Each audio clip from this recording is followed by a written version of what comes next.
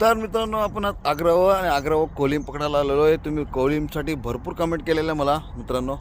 तर बघा आता कोलिम कसं पकडतात ते बघा. तर चला बघूया आग्रावर काय होते ते. दादूचं नाव काय? केसरी दादू कोली. केसरी दादू कोली. ते बघा वरून आलो मी. ट्रॉम्बे गावावरून आलेत बघा ते. आणि कोलिम पकडतात रेपा. ते कसं पकडतात त्याला बघूया.